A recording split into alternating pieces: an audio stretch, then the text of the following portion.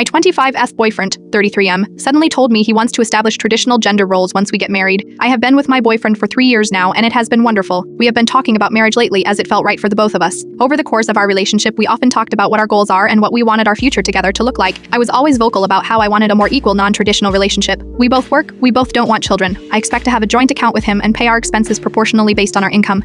I do make more than him, but I don't mind since I believe us to be a team. And for the last 3 years, he's agreed with me.